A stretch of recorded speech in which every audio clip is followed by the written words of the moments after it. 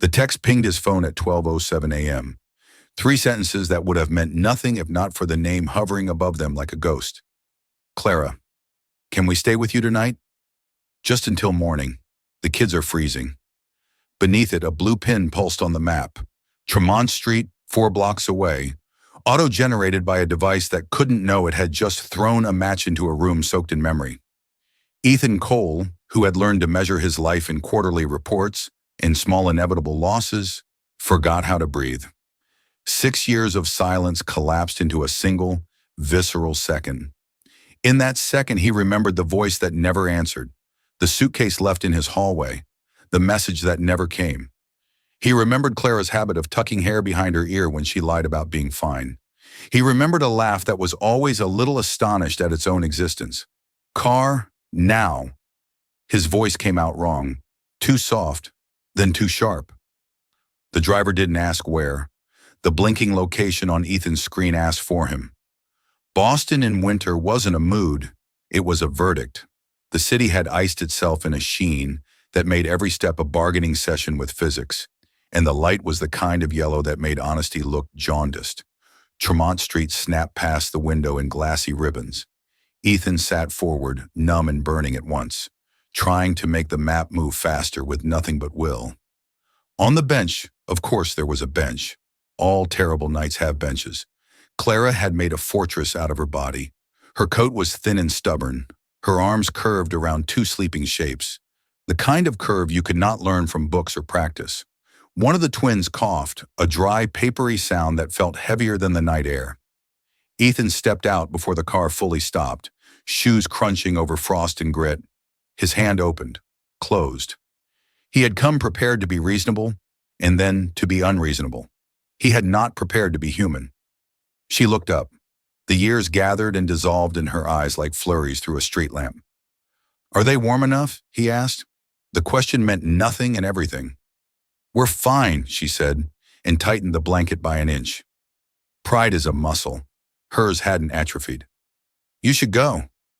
"I don't think I can." He reached for the edge of the blanket and stopped himself, the old choreography colliding with new rules. "Come with me, just for tonight." "That's not..." The little girl coughed again, thinner this time, like paper tearing. Clara flinched the way mothers flinch, a motion that began in bone. "Just for tonight," he repeated softer. Something in her relent gave away nothing to anyone but the two of them. She nodded once. The boy stirred, blinking up with eyes that found her first and the world second. Clara murmured something steady, one of those private instructions that tether a child to safety even when safety is mobile. They stood, a second-hand blanket becoming a tent, and then a cape, and then a burden as she gathered the twins with practiced efficiency. Inside the car, the heater converted the frost on their sleeves into a damp that smelled faintly of wool and cold chocolate. The driver faced forward with the studious blindness of a man who had carried strangers' secrets for a living. Ethan said the address and then said nothing at all. The twins leaned on each side of Clara, their breaths evening out the way a metronome finds its own courage. Ethan watched the city cast off and reclaim its edges through fog glass. He had imagined in certain sleepless pockets of the last 6 years that if he ever saw Clara again, he would ask everything at once and make none of it hurt. The closest thing to a gift he could offer was silence. At the secondary penthouse, a phrase he had never spoken aloud because it sounded obscene even in his head, warmth was a fact, not a hope. He keyed them in, lights coming up in a low plane of gold. The space wasn't as glossy as the magazine once made it look. He had softened it out of embarrassment after the article, added a bookshelf you could actually touch, hung a painting whose color wasn't just price. "Guest room's down the hall," he said. "It's warmer there." She scanned the room not for luxury but for exits. The twins scanned for a game and found a sofa. The boy's eyes met Ethan's for a fraction before darting to his mother again. Ethan had the absurd thought that he'd failed whatever test was in that look. "Thank you," Clara said, and the words arrived as if they had traveled a dangerous road. "Just for tonight." "Just for tonight," he echoed, letting the words land where a promise might have once stood. He couldn't stop looking at her face, not because time had been kind or cruel. Time had been a collaborator, and not because of the fine new lines around her mouth. He kept looking because the old truth was still there, the one that said he loved her and the one beneath that said he never stopped. He moved through the rituals of hospitality like a student who suddenly remembered he'd once studied. Room service, soup that steamed, bread that yielded, cocoa that admitted marshmallows without shame. He tried very hard to place each thing where it would be easiest to accept with the minimum acknowledgement that accepting had occurred. "Eat slowly," Clara murmured, and the twins obeyed the way children obey someone who taught them to trust the world in increments. When the bowls were nearly empty and the children's cheeks had warmed into actual pink, the boy rubbed a fist under his nose and tried to make it look like he hadn't. The girl laughed, tiny and restorative. "You can take the bedroom," Ethan said. "I'll stay out here." She shook her head. "We'll stay here, closer to the door." The practical reason, the truer reason too. "Okay." He gathered dishes with the reverence of an usher and set them by the entry, a warning bell to any future hunger. When he came back, she had arranged the blanket so that it became topography, hill and valley, defense and invitation. The twins slid under with relief so pure it hurt to witness. One small foot found her thigh without looking. The city beyond the windows gave up another hour, and with it, the performance of indifference. "Clara," he said and stopped. The name made a sound in the air like a door unlatched. She didn't turn. "We leave in the morning." "Where?" The question assumes an answer. She tucked a curl behind the girl's ear. The gesture of all things made Ethan's eyes burn. "We won't trouble you longer than that." "Trouble," he said and almost laughed. You sent me a text. It wasn't meant for you." A shadow of irony. Life's favorite genre. "But maybe it was meant for you to see." He held the back of a chair like a man convincing wood to be true. "Are they—" He stopped again, mercy interrupting curiosity. He could feel the shape of the question in his mouth, could see the wreckage its answer would cause if the room wasn't braced. Her eyes met his then, steady in a way that made him aware of every dishonest hour he had spent pretending the last 6 years were a closed ledger. "They're warm now," she said. It wasn't an answer to his question. It was an answer to who he was allowed to be tonight. He nodded because anything else would have been a claim. "I'll be in the study if you need anything." "We won't." He almost said "I will" and swallowed it, then said the smaller, truer thing. "Good night." "Good night." He didn't go to the study. He went to the window and watched the snow turn streetlights into halos for no saints. His phone was still heavy with the accident of her message. A digital miracle with a lousy origin story. He thought of the missed ring at his door 6 winters ago, the silence after, the way power could reach into a life and rearrange it without proof. On the sofa, Clara stared at the ceiling until the ceiling gave back her face. Just until morning, she had written, and she hadn't realized until now how much truth and lie could coexist in one sentence. The twins' breathing synchronized into a low tide. She closed her eyes and tried to sleep without falling into the old shape of a dream where she and Ethan chose differently, and the world let them. At 2:43, the boy coughed hard enough to wake his sister. Clara sat up, pressing a hand to his back, counting breaths. Ethan was at the doorway before she could shush fate. He didn't cross the threshold. "Do you have a thermometer?" she asked, not looking at him. He nodded and vanished, returned with a digital chirp, and held it out like an offering he wasn't worthy to make. The number was high enough to rearrange tomorrow. "Clinic in the morning," he said. "We'll go," she said, and he understood the "we" was hers and the twins, not the old grammar he still carried like a business card. "Let me drive you." "No." "Let me pay." He winced at himself and at the way money always arrived wearing his face. She almost smiled, almost cruel and almost kind. Let the morning arrive first. He sat on the far chair, useless and stubborn, while the coughs spaced themselves into a surrender. Somewhere between the child's breath and the snow's hush, the house remembered it could be a home. By 3:30, the twins slept again. Clara leaned back, not daring the deep sleep that makes a mother wake guilty. Ethan's eyes found hers across the dim and stayed there. They didn't speak, and the silence did not feel like defeat. When dawn slipped in, pale gold that forgave nothing and revealed everything. Ethan brewed coffee with the ritual precision of a novice monk. He scrambled eggs that never had a chance to be elegant, and burned the toast and made more. He set the table and removed a fork with a smudge and set it again. It was temporary, ridiculously so, and yet his hands shook. Clara watched from the sofa, unbraiding the blanket's edge so she could braid it again. She hadn't meant to come back to him at all. She had meant to survive another night without owing anyone anything. But survival has a way of rewriting debt. "What time is the clinic?" he asked, placing a plate on the counter like it might break under the weight of permission. "9, she said. "We'll make it. I'll arrange." "You'll let the morning arrive first," she said, and he nodded, grateful for the boundary because it meant there would be a later to test it against. The twins padded into the room, sleepy and smiling that child smile that can forgive the night by simply waking up. The girl climbed onto the stool without ceremony. The boy leaned into Clara's side and was very brave about how tired he felt. "Eat slowly," Clara murmured again, and the small domestic command threaded through the room, catching on the edges of things and softening them. When Ethan finally sat, he did it at the far end of the island, an ocean of marble between them, and raised his mug in a truce no one declared.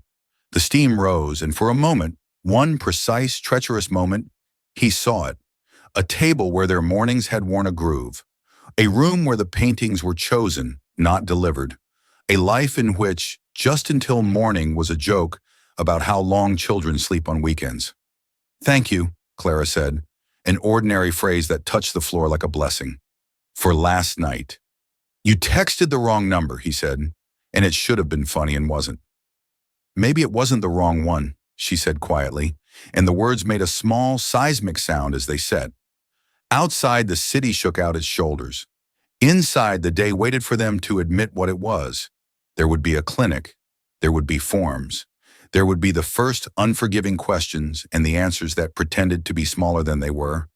There would be a door they would both stand in and decide, together or not, whether to go through. For now there was breakfast. For now there was warmth that did not require belief. For now there was a morning that would not be told what it could or could not hold. The morning broke pale and brittle, sunlight bleeding through the city's fog glass. Clara hadn't truly slept. Her mind had hovered at the surface of dreams, half listening to her son's breathing, half waiting for the world to remind her where she was. When she opened her eyes, it wasn't the ceiling she noticed first, but the smell. Coffee, toast, something scrambled, the kind of breakfast that used to mean safety. In the kitchen, Ethan moved with quiet precision. He looked like he belonged there, though she knew he didn't. Sleeves rolled, tie missing, his focus narrowed to the ritual of motion. When he noticed her, his hand paused over the coffee pot. "Morning," he said. "Morning," she returned, voice rasped by fatigue.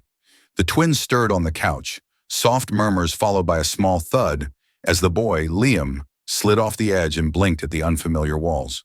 His sister Emma rubbed her eyes and whispered, "Mommy?"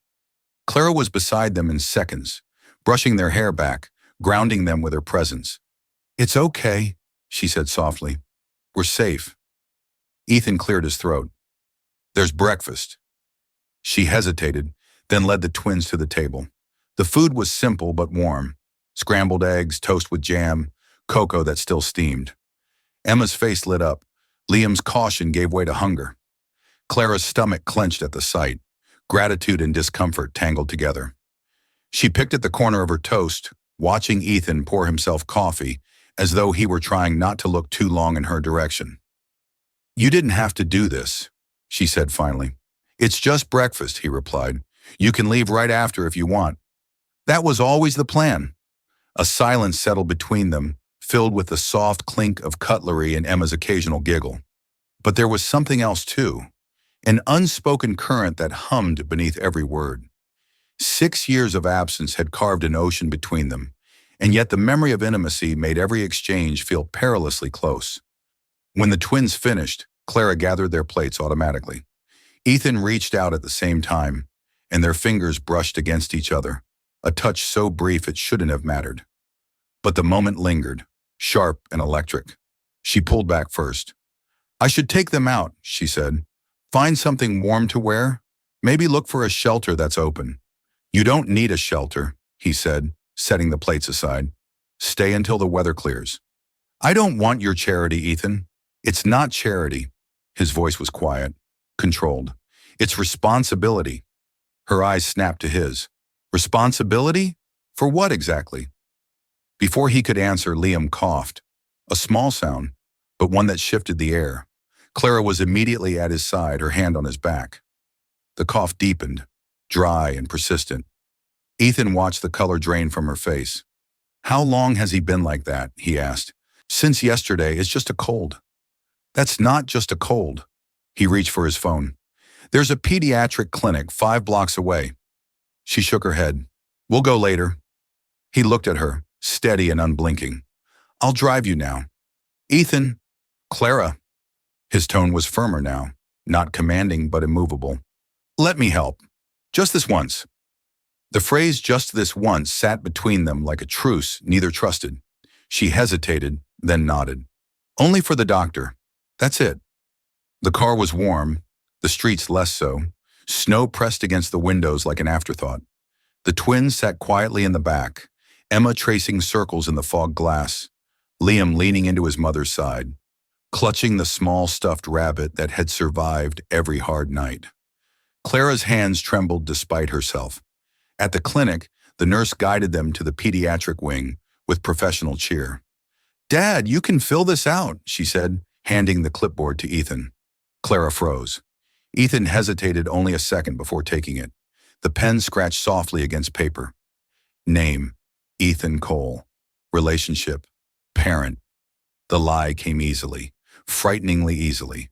Clara watched, her throat tightening around words she couldn't say here. The doctor examined Liam gently, stethoscope cold against thin fabric. A mild respiratory infection, she said. Nothing serious. Keep him warm, make sure he rests, and fill his prescription. He'll recover soon. Relief flooded Clara's chest so quickly it almost hurt. She nodded, murmured thanks, and guided the twins toward the waiting area. Ethan handled the payment without being asked, his credit card sliding across the counter with quiet finality. Clara opened her mouth to protest, but the look he gave her, soft, resolute, made her stop. Outside, the air was sharp, the cold bright. She adjusted the twins' scarves. We can walk, she said. The pharmacy's 3 blocks away. We'll walk. Ethan fell into step beside her anyway. The twins shuffled through snow that squeaked under their boots. Clara kept her head down, but she could feel his gaze occasionally drift toward her, as if confirming she was still real. At the pharmacy, he handed over the prescription while she lingered near the aisle of thermometers and cough syrup, pretending to read labels. When he returned, paper bag in hand, he asked quietly, Do you have enough for groceries? Her jaw tightened. We'll manage. That's not what I asked. She met his eyes steady. We'll be fine, Ethan. They walked the rest of the way in silence. When they reached the building, the wind had picked up, scattering flakes like ash. Inside the elevator, the silence turned heavier. Clara watched the floor numbers climb. Ethan watched her reflection in the steel. As soon as they stepped into the penthouse, she began gathering the twins' things. A few worn clothes, the blanket, the rabbit. We'll leave this afternoon, she said. Where will you go? That's not your concern. It is, he said quietly, but with an edge she hadn't heard before. Whether you like it or not, it is. Don't start this, she said, her voice low but shaking. You lost the right to be concerned 6 years ago. Ethan flinched, the truth landing harder than her tone. I didn't choose that, Clara. Neither did I. The boy coughed again, breaking the standoff. Clara crouched down, rubbing his back until his breathing steadied. When she looked up, Ethan was kneeling beside her. Stay, he said, at least until he's better. She wanted to refuse, to draw a clean line, but the sight of her son's flushed cheeks made her falter. Her pride was loud, her love was louder. After a long moment, she nodded once. 2 days, no more. 2 days, he echoed. That night, snow gathered thick on the balcony railing, muting the city's usual hum. The twins slept in the guest room, their breaths soft through the cracked door. Clara sat on the edge of the sofa, staring out at the skyline. The glow of streetlights reflected in the glass made it look like the stars were trapped inside. Ethan emerged from his study, 2 mugs of tea in hand. Couldn't sleep either, he asked. She shook her head. I've forgotten what real quiet sounds like. He handed her the mug and sat opposite. The silence between them wasn't quite comfortable, but it wasn't cruel either. Steam curled from the tea, blurring the space between their faces. 6 years, he said finally. Why didn't you tell me?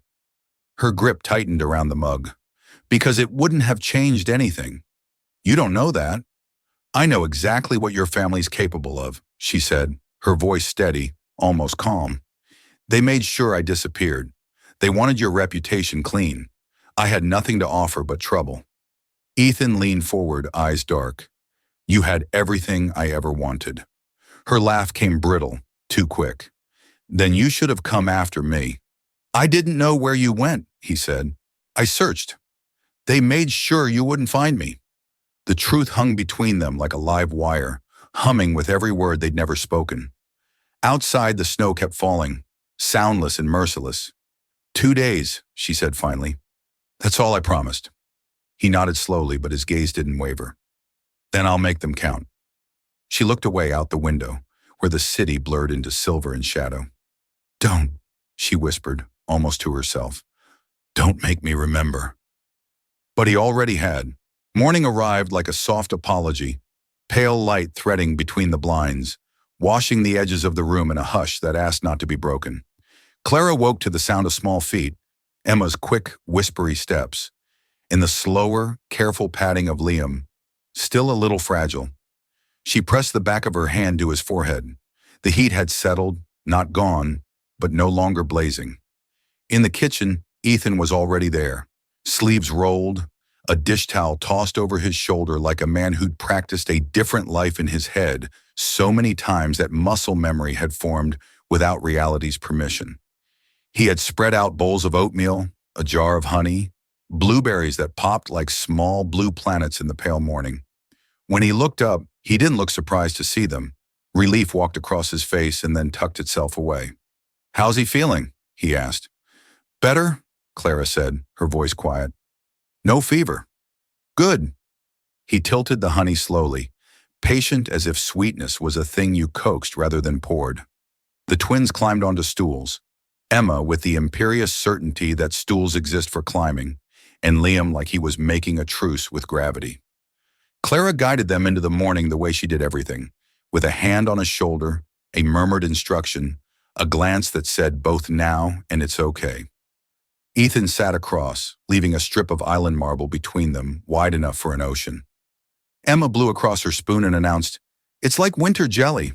Liam blinked at his bowl. It tastes quiet. Clara smiled before she could stop it. Eat slowly. They did, and something unremarkable happened that felt extraordinary. A family shape formed and held for longer than a breath. Ethan watched it without staring, stealing looks like someone trying to memorize a constellation before the dawn erased it. Every movement tilted toward habit. How Clara brushed crumbs into her palm, how Liam leaned into her side before reaching, how Emma's feet hooked the stool rungs like she'd negotiated terms with the chair. We'll be out of your way by the afternoon, Clara said when the bowl sat empty. She hadn't meant to say it so soon, but the words had been gathering like snow on a railing, building their own weight. I should find something steady, a shelter, maybe a church basement that's quiet. You don't have to leave today, Ethan said, matching her even tone. Let him rest. Rest isn't home. She kept her eyes on the spoons, arranging them parallel. 2 days, you have my word. Your word is the only thing I've ever believed without proof, he said, and the sentence surprised both of them. Emma tugged at Clara's sleeve. Can we see the fish? The ones that glow? She'd found a brochure on the coffee table.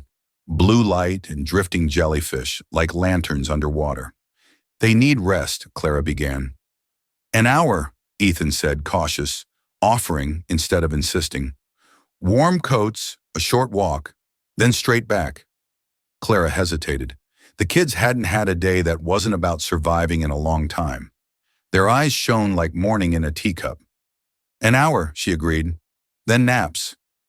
Ethan vanished down the hall and returned with 2 small coats, tags still attached. I guess the sizes. Clara's jaw tightened. You don't have to. I wanted to. He set them gently on the chair back, as if the coats might spook. Emma twirled into hers at once, making the hood a crown. Liam accepted his with a solemnity that made Ethan go very still. "Thank you," the boy said, so softly it might have been to the coat, the room, or the world. The aquarium's blue glow was a mercy. The air hummed low, water doing what water does, turning panic into rhythm, static into drift. Emma pressed her palm to the jellyfish glass. Liam followed, a beat behind, like an echo deciding to be sound. Clara stood between them and the glass, and even her shoulders seemed to loosen, just a fraction. Ethan lingered close enough to be necessary and far enough not to be accused. He watched the twins' faces lift and open, watched Clara's profile in the bluish light. The curve of attention that had once been turned toward him and now belonged to more urgent gods. He had the absurd thought that he should thank a jellyfish for teaching him the shape of wonder he had missed. When Clara led the twins toward a touch tank, small starfish splayed like careful hands, Ethan stepped aside, drew his phone from his coat, and lowered his voice. "I need everything you can find on Clara Evans," he said. "Rental history, legal records, any filings. Start 6 years ago. And I want you to be humane about it. No one breathes a word." A pause and a scent, the quiet closing of a door on a different kind of hunt. He slid the phone away before Clara turned. When she looked up, his hands were empty, his face composed. They went home in a weather that had decided to snow in earnest. In the elevator, Emma leaned her head against Clara's hip and fell briefly, completely asleep. Liam held the stuffed rabbit under his arm like a secret he was old enough to keep. Inside, warm again, Emma woke laughing at nothing. Liam laid down without being told. Clara tucked them in, smoothing the blanket in slow strokes that mapped calm onto cloth. She sat there longer than necessary, not because they needed it, but because she did. In the living room, Ethan sat at the edge of the sofa with a manila envelope he hadn't had the patience to leave unopened. The courier had done their work. Inside were paper breadcrumbs, old leases with names crossed out, a forwarding address that skipped cities like flat stones, a library card from a town that wasn't worth being in a song, and closer to his world, a scanned email from a firm that handled things no one admitted out loud. Discretion, separation strategy, and a name at the bottom he knew too well, Richard Cole. Clara came out and saw the folder before she saw his face. "What are you looking at?" "The past," he said. He closed it gently, not as a lie, but as a deferral. "You don't need to tonight." She studied him. The red on her face wasn't fear, it was calculus. "He won't stop," she said at last. "The ones who do things like that never stop. He can be stopped." Ethan's voice flattened. It wasn't bravado, not really. It was a decision finding its posture. "By you." She didn't make it a mockery. She made it a test. "By me." He held her gaze and she watched him for signs of the man she once loved, and the man he'd had to become to survive without her. "By the truth in public, where he can't bend it." Clara's mouth moved as if around a word she wasn't ready to let out. Then she said quietly, "They don't know." He understood without needing context. "The kids," she nodded. "About you. I didn't want them to grow up wondering why their father wasn't there. It felt kinder to make the story simpler." Something like pain and grace crossed Ethan's face in the same breath. "I should have been there." "You couldn't have been." Her voice held no accusation. "They made sure of it." He exhaled, long and steady. "Then I start making sure of other things." Late afternoon thinned into that blue hour when city lights find themselves. Emma woke with the urgent need to be a bird and flew from room to room. Liam woke with the more modest desire to sit in someone's lap and lean. He chose Clara's first. Then after a visible debate in his small body, he crossed the room and sat beside Ethan. Not on him, but close enough that it mattered. They went to the park for exactly 1 hour. The snow had turned powdery, forgiving. Swings drifted a little on their own. Emma chased a squirrel with earnest diplomacy. Liam stood at the edge of the slide, as if already negotiating adulthood. Clara walked between possibilities and facts. Ethan kept step. "They don't know," she repeated, as if the air needed to hear it too. Ethan looked at his son's profile, at his daughter's laugh. "What do they know?" he asked. That I love them. The simple sentence had scaffolding inside it. Years of nights and winter and summer and moving and no, we can't, and yes, we have to. They'll know that he does too, he said, and he didn't pretend the pronoun wasn't himself. Clara's eyes softened in a way that wasn't permission and wasn't no. Back at the penthouse, the world smelled like tea and snow and something cooking that might become dinner if no one interrupted it with an emergency. Ethan took a call in the study. When he returned, his face was a little changed, the way faces change when an answer arrives and it's not the wrong one. Richard Cole, he said. Clara's spine went a shade straighter. Your uncle. My uncle. He didn't look at the folder. He didn't need to. He paid for assistants, lawyers, consultants, a quiet firm that does loud things in soft rooms. Clara didn't gasp. There are revelations that only confirm what your skin already knew. Then he knows I'm here. Not yet, Ethan said, but he will. So we decide how we want that to sound when it's not just us in the room. You mean the press? The word tasted like metal. I mean the truth, at volume. He glanced toward the guest room, where night had pulled the twins into small, complete sleep. I won't let him write this story again. Clara leaned against the counter, fingers toying with the edge of a dish towel like a rosary. This, she nodded toward the quiet house, toward the two doors behind which the world had temporarily softened, isn't a strategy to me. It's the only thing that matters. I know, he said. And somehow, she believed him. A knock on the door made them both jump. It was only the delivery they'd forgotten they'd ordered. No crisis, just dinner in brown bags. They ate at the island, companions to a temporary peace. Emma stumbled out once, hair like a storm cloud, drank water heroically, and returned to sleep. Liam didn't stir. When the dishes were stacked, when the second pot of tea was down to leaves and habit, when the city had arranged its lights into patterns that were starting to feel like a language, Ethan said, Tomorrow, let me take them to the park for an hour, alone. Clara's pulse tripped. She looked toward the hallway as if the request might echo and wake the house. 1 hour, she said at last, where I can see you. He nodded, a small private surprise in his eyes that he kept to himself. 1 hour. She held his gaze a moment longer than caution aloud. Don't make promises to them you can't keep. I won't, he said. I'm done with impossible vows. They cleaned the counter in companionable silence. At the threshold of the guest room, Clara paused. Ethan, she said, and when he looked up, her expression was not the hard, vigilant mask the last 6 years had taught her.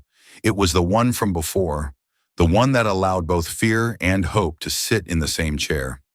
Thank you. For today. Just today, he said, and made it a promise to the only time they owned.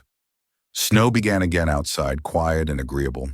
Inside, the house breathed like it had learned something. Ethan stood in the doorway long after she'd gone into the dark, as if holding guard over a dream you didn't dare touch for fear of waking it. In his study, the folder waited, patient as verdicts. He opened it, wrote 2 names on a legal pad, Marissa Grant and Richard Cole, circled one, underlined the other, and then, with a care that was almost a prayer, added 2 more, Emma and Liam. He stared at the 4 names until the lines blurred and then came back into focus. Strategy and devotion, side by side, finally agreeing to share a page. Tomorrow would ask for courage and choreography. Tonight he allowed himself one small vow he knew he could keep. There would be breakfast and coats zipped and an hour in the cold where laughter made weather irrelevant. He set an alarm, turned off the light, and let the blue dark of the window hold his reflection in a room that felt less like an apology and more like a beginning. The next morning unfolded beneath a sky the color of unpolished steel. Snow clung to the windows in faint streaks, and the world outside looked quiet, too quiet, like a city holding its breath. Inside the penthouse, the air felt warmer than usual, scented faintly with cinnamon from the oatmeal Ethan had insisted on making again. Clara moved slowly through the kitchen, the soft patter of the twins' footsteps following close behind. Emma was humming under her breath, clutching her stuffed rabbit by the ear, while Liam shuffled beside her, wrapped in a scarf that seemed far too large for his small frame. Ethan was at the stove, stirring something in a pot. He turned as they entered. I thought I'd make cocoa, he said, as if it were an explanation for everything that couldn't be said. "You don't have to," Clara replied automatically, but she didn't stop him. "I wanted to." It was the same answer as before. 3 words that were harmless on their own, but heavy when placed in his mouth. Clara pretended to busy herself with finding the twins' mittens, while Ethan poured the steaming cocoa into small cups. "Drink it before it cool," he said, sliding the cups across the counter. Emma giggled. "It's like a cloud with chocolate." Liam, ever quieter, simply sipped. His eyes darted between his mother and Ethan, trying to make sense of the strange geometry of this morning. He had seen kindness before, but not this kind. Hesitant, familiar, and fragile. Clara sat opposite Ethan at the counter, her palms wrapped around her cup. "We'll be leaving this evening," she said finally, eyes fixed on the steam curling above her drink. "The fever's gone. There's no reason to stay." Ethan didn't answer immediately. He reached for his phone, checked something he wasn't reading, then looked back at her. "You said 2 days. It's been 1.5. "I know. At least wait until tomorrow. The storm's getting worse." "I've managed worse storms." "I remember," he said softly. Her head snapped up. For a moment their gazes locked, neither retreating. Then the twins began arguing over who got to hold the marshmallow spoon, and the tension cracked into something manageable again. Ethan smiled faintly. "How about we take them out later? The park, maybe. They could use some air." "They need rest." "Fresh air is rest," he countered. "I'll drive. No crowd, no stress." Clara hesitated, then nodded once. "An hour." The park was glazed in frost, the pond a sheet of pale glass beneath the dull winter sun. The twins ran ahead, laughter bright against the muted air. Emma's boots crunched rhythmically over the snow as she chased Liam toward the swings. Ethan and Clara followed slowly, walking side by side but not together. "They don't know," Clara said after a while, her voice almost lost in the wind. Ethan glanced at her. "About me." She nodded. "I thought it was kinder to let them grow up without wondering why their father wasn't there." He stopped walking, his breath a faint cloud between them. "You should have told me, Clara. You should have given me the chance." Her jaw tightened. "And what would you have done? Your family made it clear what would happen if I didn't disappear." Richard made it very clear. Ethan's expression darkened. "You think I would have let him do that? You wouldn't have had a choice. He controls everything that mattered to you back then. The board, the company, your name. I wasn't going to let him ruin you just to punish me." Ethan's voice lowered. "He already did." She looked away, her eyes following the twins. Emma had climbed the slide and was calling for her brother to follow. "I don't want them growing up in that world, Ethan.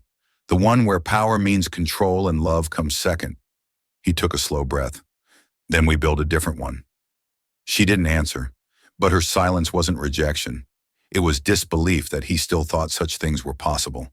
For a while they just watched the children play. The sound of their laughter seemed to smooth the sharp edges of the day. Ethan crouched beside the slide, catching Emma as she came down.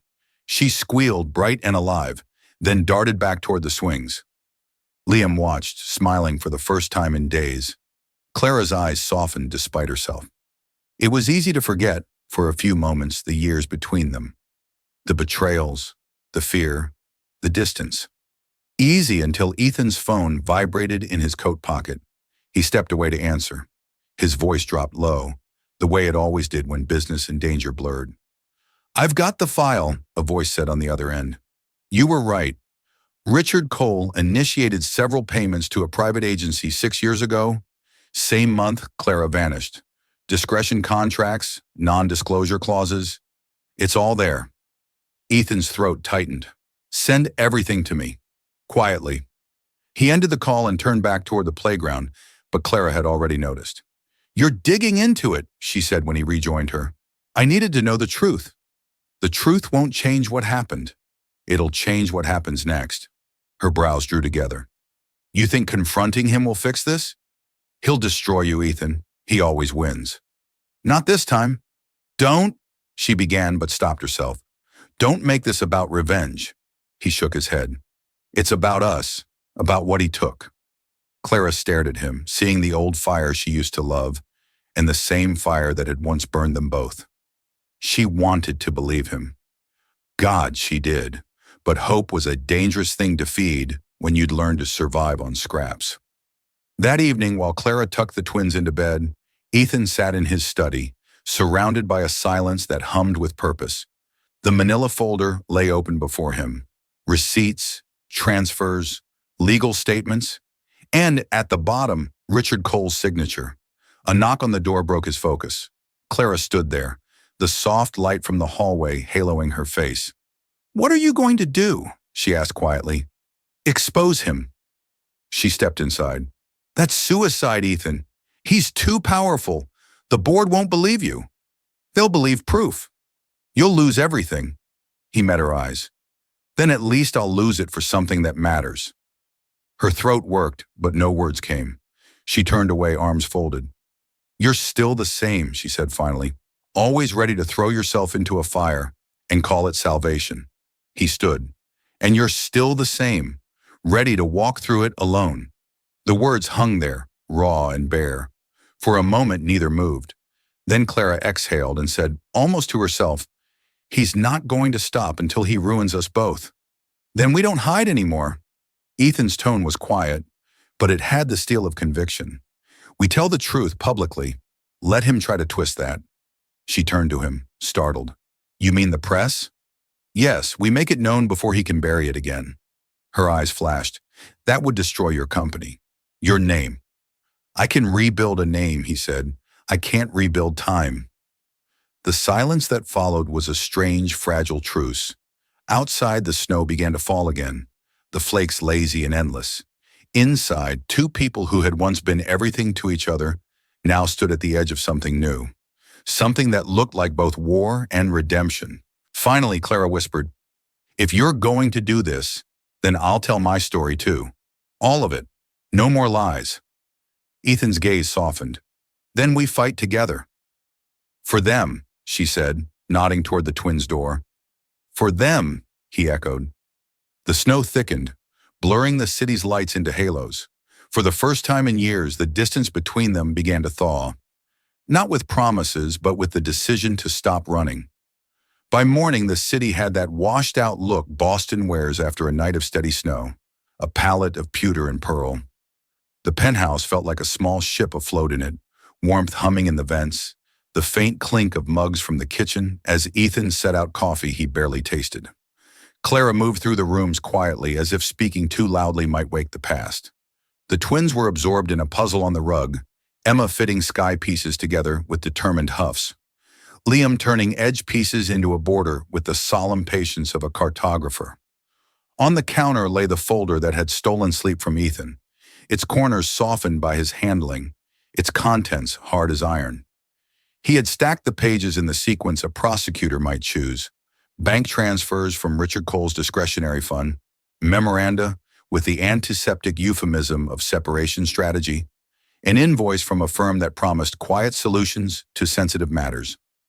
Clara didn't need to see them to know their shape. She could read the truth in Ethan's shoulders. He flipped a page and sighed. "It's worse than I thought," he said without turning.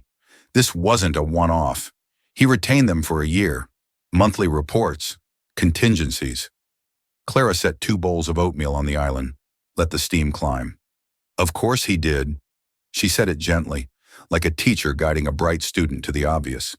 "Men like Richard don't dabble in other people's lives. They curate them." He huffed a humorless half-laugh. "I'll never forgive myself for believing you stopped returning calls because you wanted to." Her spoon paused. "I tried to send you one letter," she said, "to a P.O. box your assistant gave me because it would be more secure. It came back stamped undeliverable. After that, my messages disappeared into a void. I had 2 heartbeats inside me and a stranger telling me in a calm voice what would happen to you if I stayed. I chose the only door that didn't look like a trap, and it still was one." Ethan closed the folder and finally faced her. "I'm going to take this to the board, to the authorities, to the press, if I have to." Emma popped up from the rug, a blue triangle between her fingers. "Mommy, is the sky really this many pieces?" Clara smiled, the expression so immediate and bright it broke the tension like sunlight through clouds. "Always," and she said, and then softer to Ethan, If you go after him, he'll come after us first. He nodded, the grim calculation already made. Then I'll be standing where he has to aim. The phone on the wall, a number no one but the building staff used, rang. An old-fashioned sound, anachronistic in a world of silent vibrations. Clara and Ethan looked at each other, then at the phone. The twins didn't notice. Emma had decided the triangle was a boat. "I'll get it," Clara said, "because some instincts are about facing monsters before they learn you run." She crossed the room and lifted the receiver. "Hello?" "Clara Evans," said a voice she recognized with the precision of a nightmare. Smooth, dry, self-satisfied. "At last we speak without chaperones." Her knuckles whitened around the handset. "What do you want, Richard?" "To remind you of how the world works," he said pleasantly, as if offering a lesson. "You've had your 2 days of nostalgia. Now you'll leave. Today." "I'm not 24 anymore," she said, "and I'm not afraid of you." He chuckled. "Fear is optional. Consequence is not. I'm sure the shelter you crawl to next won't appreciate a media circus at its door. Nor will family court appreciate a mother who has allowed her children to be used as leverage in a corporate squabble. You kept their father from them. I kept my nephew from destroying his career for a distraction," Richard replied. The word distraction fell like a slap. "Tell me, can you protect them when cameras appear? When custody petitions land? When donors pull out because Ethan can't keep his personal life off the front page? Go while I still allow you to go quietly."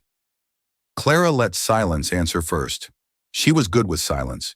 It made men like Richard uncomfortable. "I'm not leaving," she said. "Not this time." "As you wish." The line clicked dead.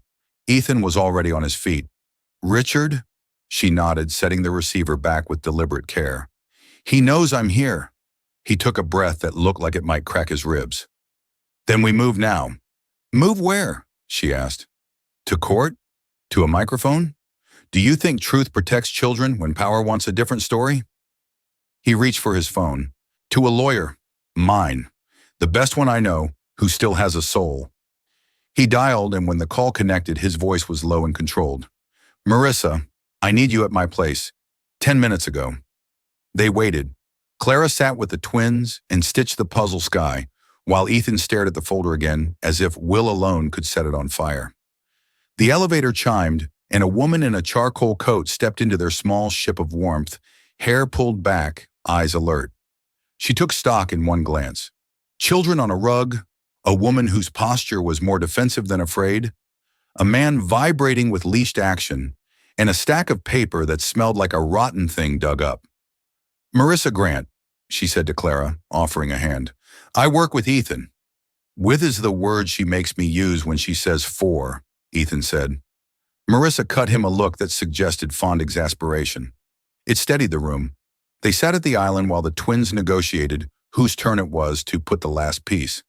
Emma argued for seniority, which meant I said it first, and Liam argued for borders, which was to say law. Ethan summarized, Marissa read.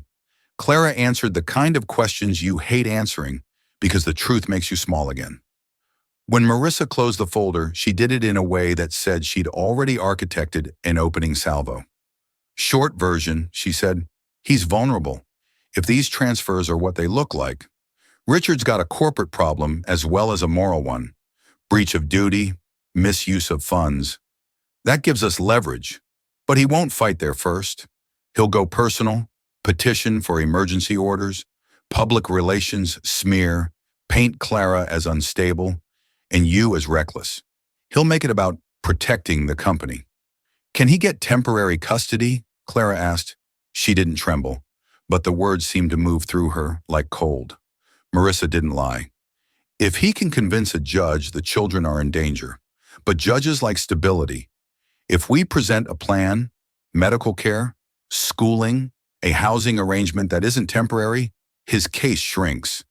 The press is a separate battlefield, and it matters because it influences everything else." Ethan nodded once. "We control the narrative." Marissa's mouth tipped. "For once, that phrase is not PR nonsense. You speak as a father and a CEO willing to take a hit for the truth. Clara, you tell your story before it's told for you. No spin, Facts. Names if necessary. Clara looked toward the twins. Emma had graciously split the final piece into two smaller arguments, which is to say she let Liam press it in while she declared it a team effort. And them? Clara asked. They don't even know. Marissa's gaze softened. They don't have to know everything right now. They need to see you calm. We'll choose a time and a way. Ethan's phone buzzed. A text. He read it, jaw tightening. He's moving faster than even I thought. He turned the screen for them to see. A press advisory from Cole Infrastructure's communications office. Vice Chairman Richard Cole to address shareholder concerns at noon. The timing was precise. The insinuation was clear. He'll claim the moral high ground, Marissa said. Paint this as an internal family matter, and you as compromised. He'll question Clara's fitness without saying her name. It'll be enough for gossip to fill in the blanks. Ethan looked at Clara. We go first. Her throat worked. Do I have a choice? Marissa answered. You always do. But if you want to keep the ground under your feet, speaking first helps solidify it. Clara closed her eyes for a moment. When she opened them, they were steady. I won't run again. Good, Marissa said. Then here's the plan. Ethan, you brief the board in the morning on the financial misconduct, not the romance. Keep it separate. The lawyers will insist, and they're right. Today you hold a brief press availability downstairs. No questions, just a statement. Acknowledgement, responsibility, commitment to transparency. Clara, we set you up at the lobby podium right after. You'll tell them what happened 6 years ago. Keep it linear, clear, human. You loved him. Someone with power intervened. You left to protect him and your unborn children. You never asked for money. You survived. Now you're here because your children deserve their father. Don't perform. Just tell the truth. Clara breathed out slowly. That I can do. Security, Ethan said, already texting. I want eyes at every door. And I want a childcare plan, Marissa added, nodding toward the rug. Someone you trust with the twins upstairs during the statements. It's going to be loud. Clara considered, then, Sophie, she's who I meant to text. The inadvertent key that had opened this new lock. She'll come. Call her, Marissa said. Now. Clara stepped into the bedroom to make the call. The moment she was gone, Marissa looked at Ethan, the way professionals who have been through ugly battles together allow a sliver of personal in. Are you ready for what this costs?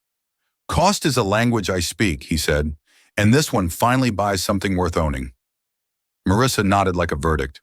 Then I'll draft. When Clara returned, her face carried a small, astonished relief. She's on her way. Good, Ethan said. We do this on our terms. They rehearsed statements, short, true, unslick. They chose phrases that couldn't be twisted into their opposites. Emma crawled into Clara's lap halfway through and fell asleep there, comfort making an argument no court could refute. Liam leaned against Ethan's side and asked, solemn as a judge, Are there more puzzles? Ethan swallowed around the strange, exquisite ache of being asked for something simple. Yes, he said, there are always more puzzles. By late morning, the lobby had transformed. Reporters assembled with the efficient hunger of people paid to watch doors. Cameras lined the back like a forest of glass. Ethan stood at the edge of the scene with Marissa and Clara, Sophie upstairs with 2 sleepy children, and a promise to text if either woke frightened. Security had tightened around the edges like a drawstring. Remember, Marissa murmured, breathe, short sentences, no ad-libs. You're not auditioning for sympathy, you're asserting reality. I know, Clara said. Her hands were steady. That steadiness was a victory all its own. Ethan stepped to the microphones first. He wore a suit that fit like an apology rewritten as resolve. He didn't look at the cameras. He looked through them. There's been speculation about my personal life, he said. Here is what's true. I am a father. I will protect my children and their mother. I will lead my company with transparency, and I will not be intimidated out of doing what is right. Questions about corporate governance will be addressed to the board. Questions about my family end here. He stepped back. A swell of sound rose. 1,000 questions trying to grab his ankles. But he didn't take a single one. Clara walked to the podium. The lights were too bright and the room too cold, and yet she felt something unsnap inside, a tether to shame she no longer needed. She spoke plainly.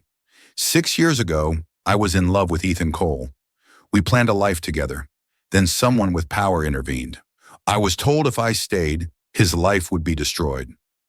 I left to protect him and the children I was carrying. I didn't ask for money. I didn't want a scandal. I wanted safety. I'm here now because my children deserve their father and because I refuse to be threatened into silence again. A hush fell, the kind that tells you people are hearing rather than merely listening. Someone shouted a question. She didn't answer. She didn't need to. She stepped back, spine straight, eyes clear. Upstairs, two children slept through the noise of the world deciding what to think. In the lobby, a narrative shifted. Outside, the snow thickened, and then, as if persuaded by their audacity, began to lighten. Ethan took Clara's hand as they moved away from the microphones. It wasn't planned, and it wasn't a statement. It was a fact. Whatever comes, he said quietly, we face it. Clara nodded, the smallest smile at the corner of her mouth. We already are. The footage of their statements spread faster than either of them imagined. By evening, every major outlet had run it. The billionaire's hidden family, love and lies in the boardroom, she left to protect him.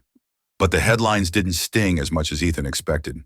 For once, the story wasn't written by someone else. When dawn broke, the world outside the penthouse gleamed white under a new snowfall.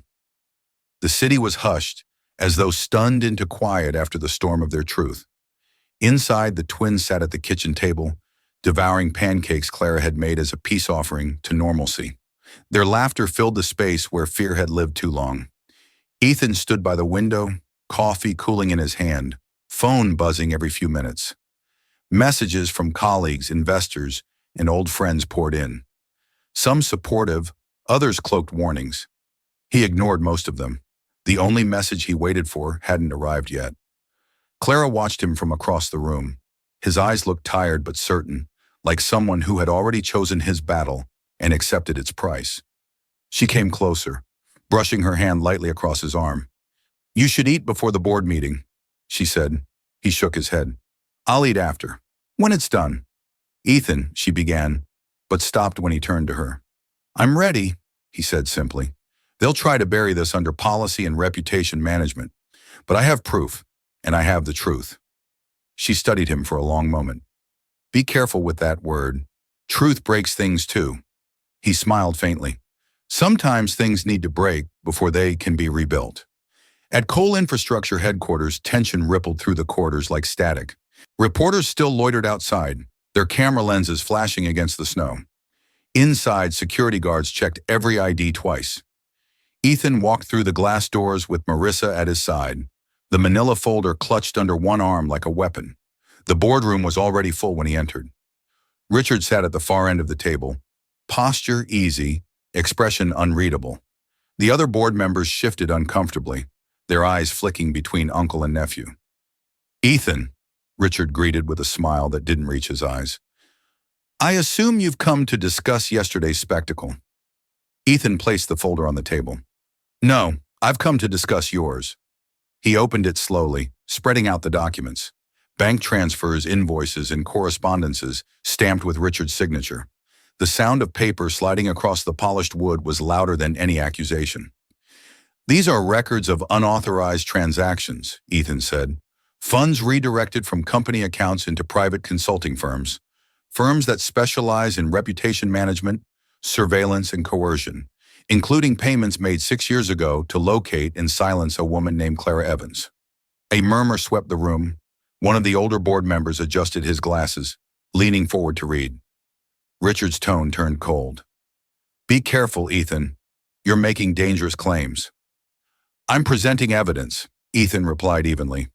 You used company money to destroy personal lives, to manipulate a narrative that protected your position and power. And what do you expect us to believe? Richard's voice sharpened. That a woman who conveniently reappears after 6 years, with twins no less, is suddenly the moral compass of this company? Ethan met his gaze without flinching. No, I expect you to believe numbers. Documents don't lie. Marissa stepped forward, placing a printed report beside the folder. "We've had the records verified by an independent auditor," she said. "If the board wants to confirm, we can initiate an internal investigation immediately." For a long moment, no one spoke. The room smelled faintly of coffee and fear. Finally, one of the board members, a woman named Patel, cleared her throat. "I move that we vote to suspend Mr. Cole, pending review of these findings." Richard's face blanched, then hardened. "You're letting sentiment blind you," he hissed. "He's a liability, a scandal. This entire situation compromises us." Ethan straightened, his voice calm. "The only liability here is corruption. The company can survive scandal. It can't survive rot." The boardroom filled with uneasy shifting, then silence as the chair took the vote. One by one, hands rose. Even the hesitant ones did, eventually. The decision was unanimous. Richard stood slowly, gathering what remained of his composure. "You think you've won," he said, "but you've only given them a better story to sell." Ethan's expression didn't change. "Maybe, but at least it's the truth." When Richard left, the room seemed to exhale. The chair nodded once to Ethan. "We'll handle the paperwork. Go home, Mr. Cole. Be with your family." The news broke within hours. Richard Cole suspended from board amid misuse of funds probe. The headline was everywhere. TV, web, phones, whispers. For once, public outrage worked in their favor. The same outlets that had feasted on scandal now praised Ethan's transparency, his courage, his humanity. At home, Clara watched the coverage in silence, arms folded. "They make it sound like a fairy tale," she said softly, "like justice is neat and clean." Ethan sank onto the sofa beside her. "It's not, but it's a start." Sophie, sitting nearby with the twins, turned down the volume. Emma was explaining to Liam that their father talked on TV because someone was mean to Mommy. Liam looked unimpressed. "Did he win?" he asked. Ethan smiled faintly. "Something like that." When the twins were finally tucked into bed, Clara joined him by the window. The city lights shimmered against the falling snow. "You should rest," she said. "I will," he replied, though he didn't move.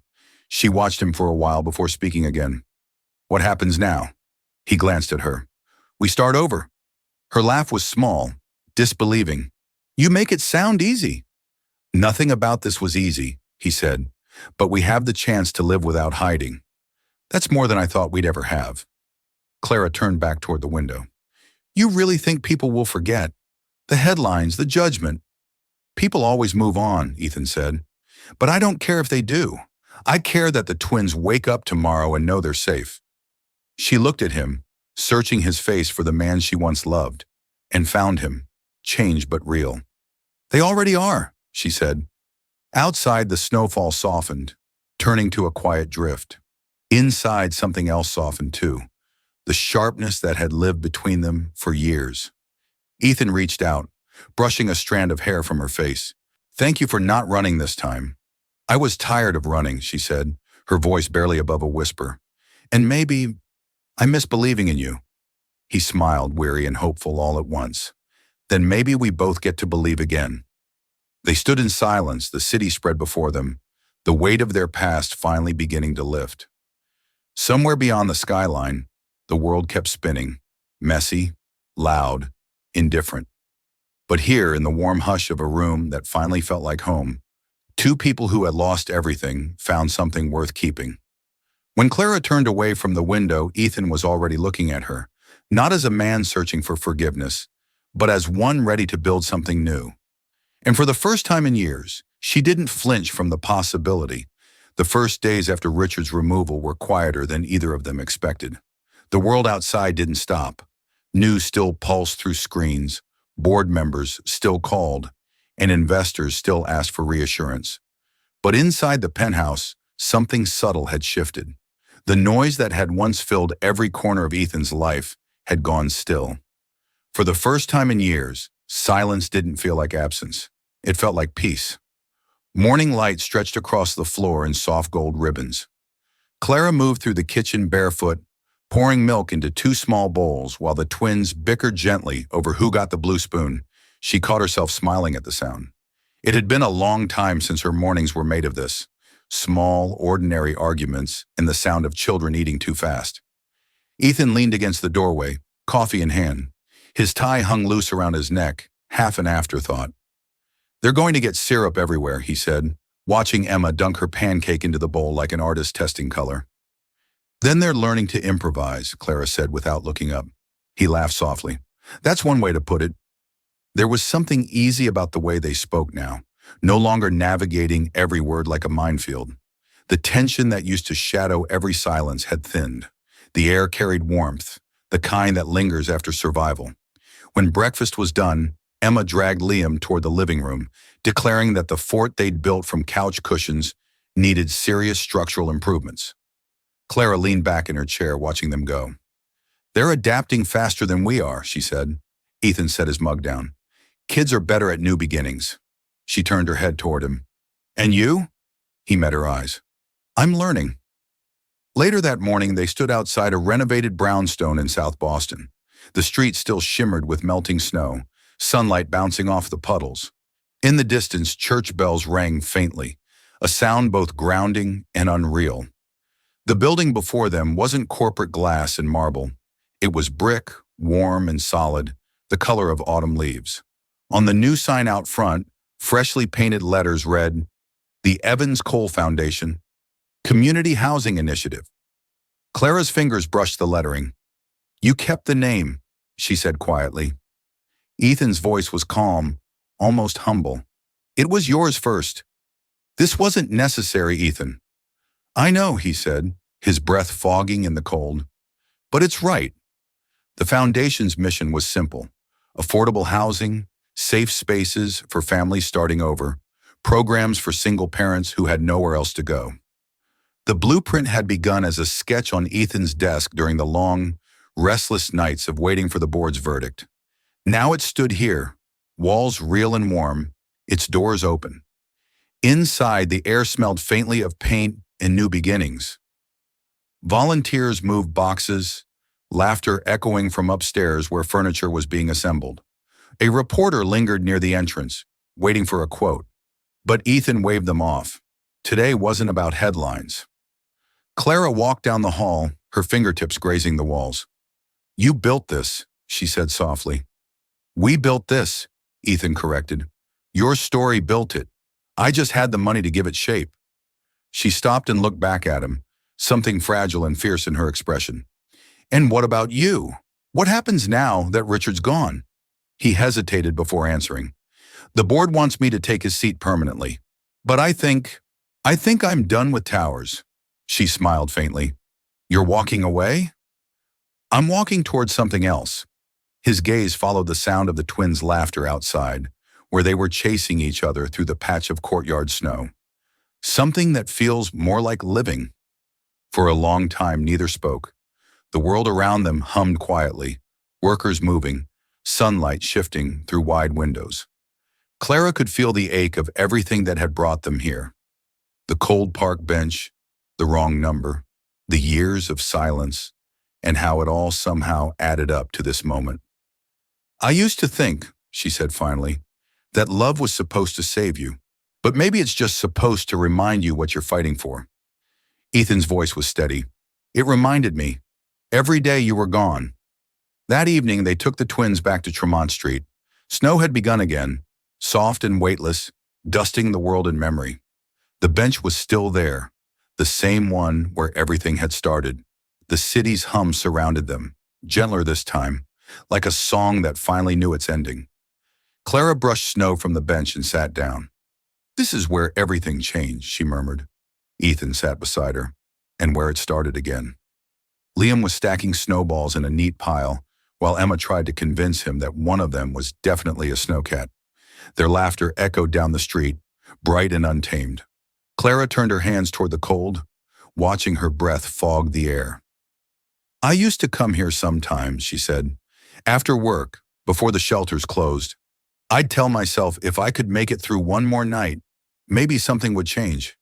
Ethan's gaze softened. "It did." She nodded slowly. "It did." For a moment, neither of them spoke. The wind brushed through the quiet between them like pages turning. Do you ever think about what would have happened if I hadn't sent that text? She asked. All the time, he admitted. And every time I do, I realize the answer doesn't matter. We found our way anyway. Clara smiled, the kind that begins in the eyes. You always did believe in impossible things. Only the ones that mattered. He reached out, taking her gloved hand in his. It was a simple touch. No declaration. Just acknowledgement. Years of misunderstanding, guilt, and distance compressed into one quiet truth. The twins ran toward them, breathless and red-cheeked. Look, Emma shouted, pointing to her snowcat, lopsided but proud. It's Mommy and Daddy and us, Ethan chuckled. It's perfect. Liam frowned critically. It's missing whiskers. We'll fix it, Clara said, kneeling beside them. She brushed snow across the little sculpture, her fingers cold but steady. Ethan crouched beside her, shaping another curve into the snow until the cat's face came alive. The twins squealed with delight. When the snowcat finally stood completed, Clara looked at it for a long time.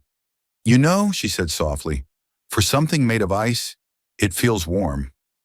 Ethan looked at her, his eyes catching the reflection of streetlight on snow. Maybe that's what home feels like. Later, when the twins were asleep in the back seat, they drove through the quiet city. The roads gleamed under the glow of passing lamps, each corner familiar yet new. Clara leaned her head against the window, watching the blur of light and shadow. I don't know what comes next, she said. Ethan glanced at her. Neither do I. But maybe that's the best part.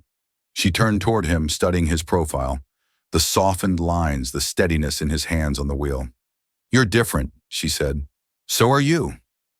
The city fell away behind them, replaced by open streets and a horizon still painted with snow. It wasn't an ending. Not really.